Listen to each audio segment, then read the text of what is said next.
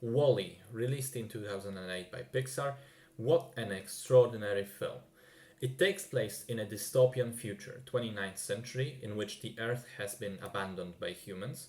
We open with the titular robot Wall-E, who is a small robot that after all this time is still working tirelessly on the one same menial job that he was assigned to, which is to collect and compact trash, which seems to be filling the planet.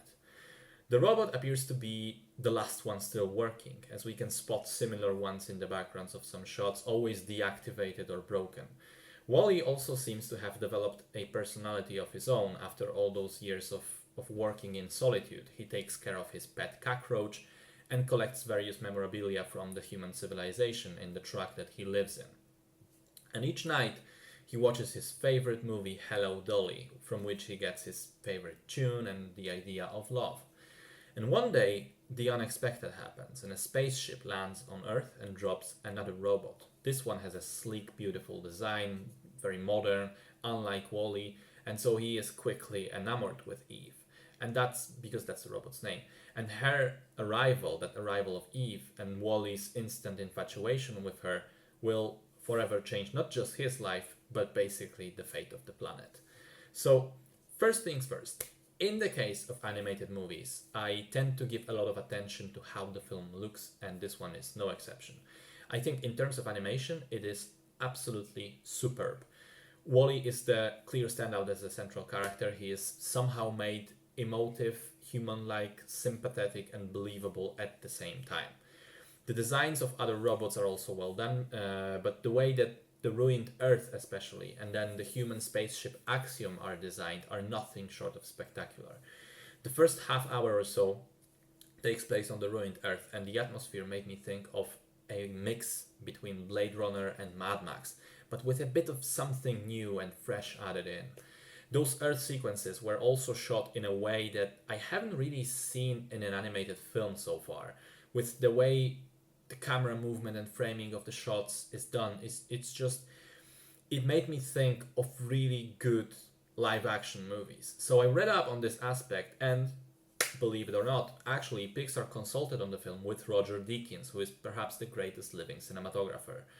And then the spaceships, or rather the main spaceship Axiom, it also draws inspiration in all the right places, especially 2001 Space Odyssey and Star Wars. But again, it puts a nice new touch on them.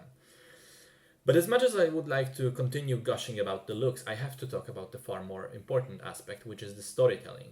There are three very clear acts to the film, and each of them is different from the other, but also each of them is marvelous.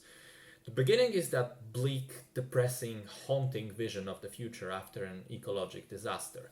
We learn some things about it through video advertisements still being played on Earth, and it all paints that picture of greed and rampant consumptionism ravaging the planet. It's honestly quite a depressing and scary vision, but it also doesn't seem very far-fetched, you know. It has that root in reality.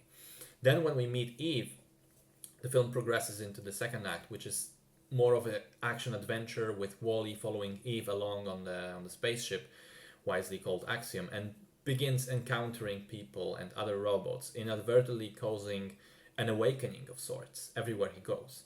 This part has a lot more humor and action going on and a clearer purpose towards which the story is heading, but it also does retain some of that bleakness of the beginning by showing us the state to which humanity has regressed on the spaceship. The journey, which took longer than it should have, had catastrophic consequences for humanity as a whole, and we see that through the eyes of Wall-E, which is also a brilliant take on it, because it's not the focus of the story. It's still sort of in the background, clear and obviously meant to be visible, and you know, we're meant to notice it, but it's not shoved in our faces at all times. And then the final act continues that awakening and manages to turn into a fantastic message of hope in humanity as a whole, but also in individuals. It manages to turn that seemingly irreversible bleakness into hope for a better future, and does so in a convincing way, which is very important. And so I have to say, that progression of the tone of the film was my absolute favorite thing about it. I think it wasn't an easy thing to do, and even once done, there was a huge trap of falling into the cheesy territory, but Wall-E manages to stay within the lines it's drawn. I also mentioned that thing where the grander picture is kind of in the background, and that's very much true for the entire film. We really have two stories running in parallel. The background is this grand story of humanity as a whole, that message of hope coming in even when we're at our lowest. But in the foreground, it remains this very small and endearing and touching love story. It's all about Wally falling in love with Eve and through his actions making her fall for him as well. Of that stupid, unreasonable love overcoming logic and in this case, programming. Yes, it's very idealistic and romantic and perhaps naive view, but again, I think the film makes it work. It has enough charm and heart to make me go, okay, I'm buying into this. I'm on board. Wally has managed to hook me from the first moment on the ruined Earth to the very emotional ending. I was constantly in awe, and whenever I felt like it's shown me all its tricks, it managed to do something new. It works on every single level and is an absolute delight to see. I am not afraid to call it a masterpiece and a very, very rare perfect film.